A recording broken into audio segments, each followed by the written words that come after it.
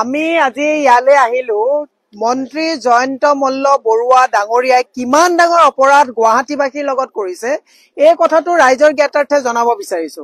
এইখন হৈছে বুন্দাজান, মই কেমেৰাত দেখাই দিব বিচাৰিছো। এইখন বুন্দাজান ৱাটাৰ বডি কন্টেন্ট।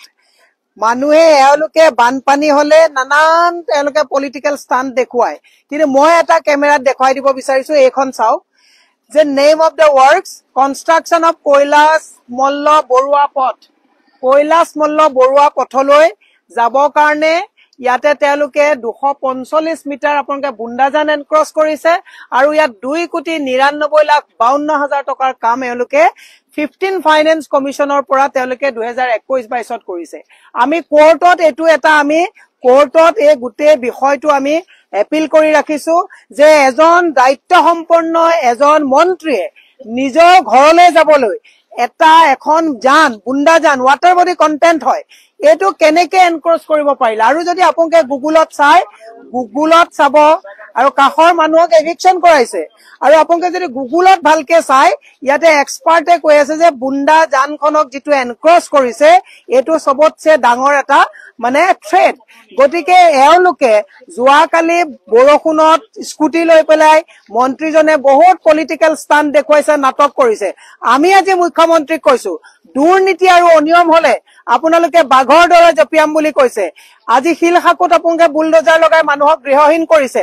শিলশাকুতো যদি গুৱাহাটীৰ ৰাইজৰ কাৰণে যদি বানপানী হৈছে শিলশাকুও এভিকশ্যন কৰক, আমাৰ কবলগীয়া কথা একো নাই। কিন্তু জয়ন্ত মল্ল বৰুৱাই পাব্লিক মানি মিছ ইউজ কৰি ৱাটাৰ বডি কন্টেন্ট তেওঁলোকে এই ৱাটাৰ বডিক এনক্ৰছ কৰি কেনেকে ঘৰলৈ যাবলৈ ৰাস্তা বনাব পাৰিলে।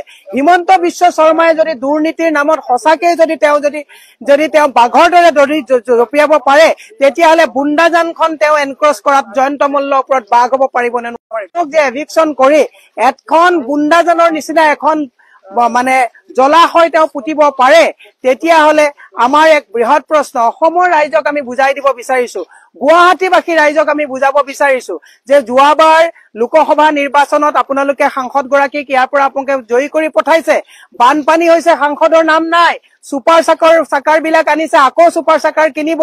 16 লাখৰ ছুপাৰ চাকাৰ এওঁলোকে প্ৰায় 47 লাখত কিনিছে। গতিকে এনেকুৱা অনিয়ম কৰি থকা এখন চৰকাৰৰ প্ৰতি ৰাইজৰ দায়িত্ব আছে নে নাই, ৰাইজক এই কথাটো আমি বুজাই দিছো। আৰু সেইকাৰণে আমাৰ লগত আমাৰ IT চেলৰ অধ্যক্ষ ৰাতুল কলিতা ডাঙৰীয়াও আহিছে। মই তেওঁকো কব বিচাৰিছো, আমাৰ লগত গোটেই ব্লকৰ সভাপতি মহোদয় আহিছে, আমাৰ গোটেই কথাখিনি আছে ইয়াত। গতিকে মই তেওঁকো এটা কথা কব বিচাৰিছো যে এইটো অনিয়ম আপোনালোকেও ৰাইজৰ মাজলৈ লৈ গৈ চৰকাৰক সকলোৱে আমি একেমুখে দাবী জনাও আহক।